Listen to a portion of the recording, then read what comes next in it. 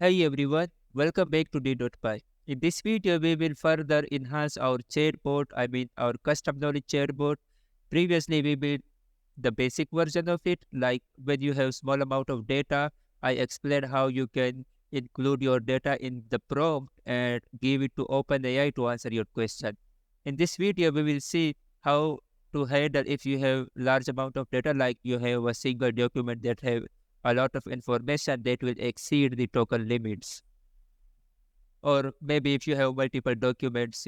So in this video, we will create a text file with dummy data and make it a large one. And then we will feed that information to our chatbot using OpenAI embeddings. Okay, so guys, first of all, we need to create a knowledge base now. Previously, we did not have any knowledge base. We just read the file and send it to prompt to OpenAI. So now let's create a knowledge base, and I will create a new file in the backend folder and call it knowledgebase.json. I like working with JSON files. Okay, I have defined an empty list and I will save this file. So now let's create a script that will read our text file which have information and create a knowledge base using that file. Let me close this file and I will create another file and call it vectors.py. In this file, we will have a script that will read our file called event2023.txt file. It has some information in it. We will include more information as well from Wikipedia or some other source. So stay tuned. Okay, I have made some necessary imports. We will need these imports in this file. Okay, so first of all, we are going to open our text file by backend slash events2023.txt. It will be read only. Yes, file got it equals file dot read. Okay, also let me convert this into string.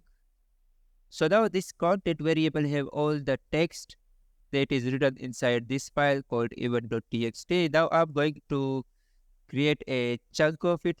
Okay, so now let's create an empty list. Let's call it chunks. And now I have a piece of code that will iterate through this content and create chunks of it.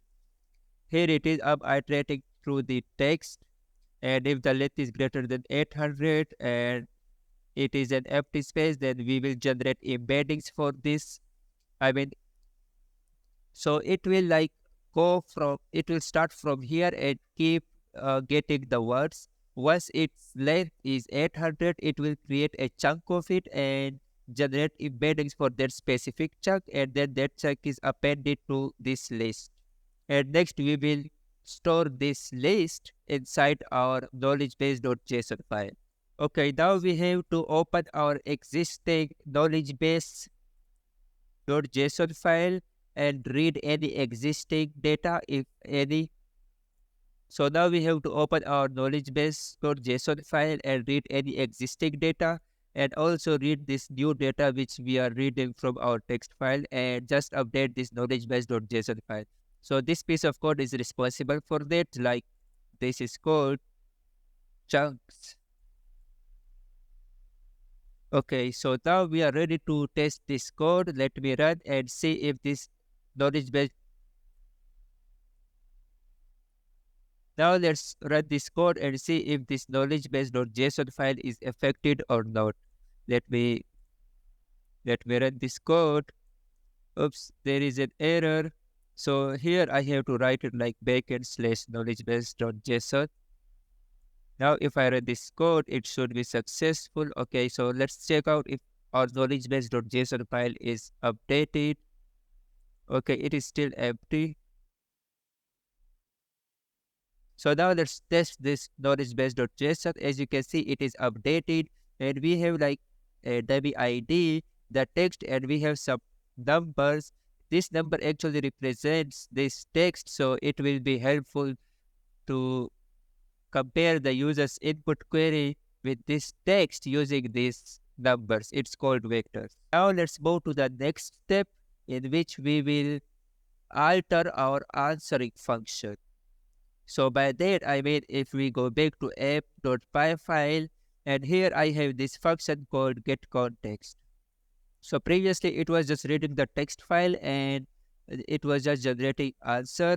But now we have to read this from our knowledge base and also compare the input query, of course. So I'll go back to app.py file and pass the user input into this function.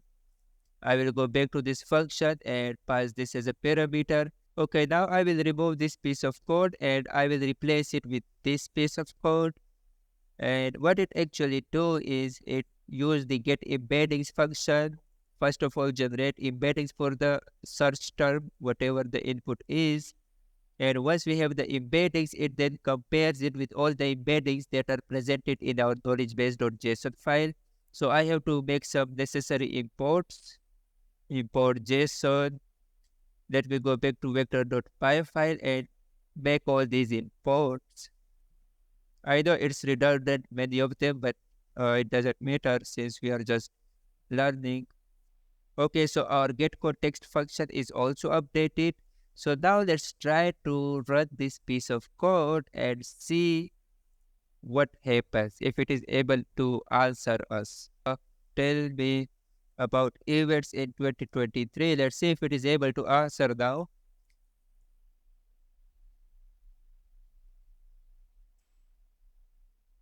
It is still loading. Okay, as you can see, it successfully gave us an answer.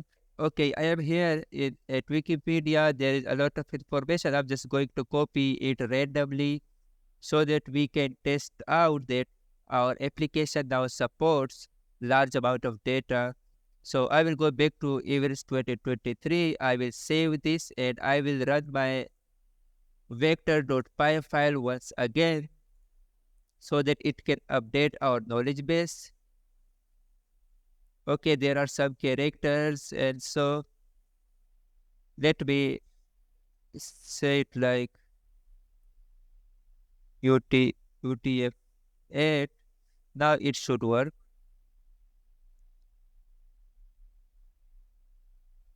Okay, it is generating embeddings and storing it in our knowledge base. Let's wait for it. Okay, our knowledge base.json is updated, and now you can see we have a lot more chunks now. Previously, we had only like 4 different chunks, and now there are so many, as you can see. So let me run app.py file. Let me refresh and see. Tell me about one most important event in 2023.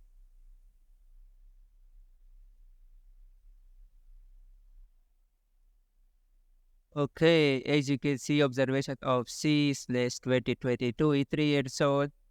So now our application accepts large amount of data. Like if you have lots of data, you can just feed it by running this vector.py file.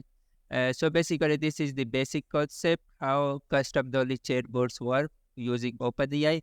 And when we were coding, there are some errors which I resolve on the backend. So on the GitHub, you will have the working version of this code.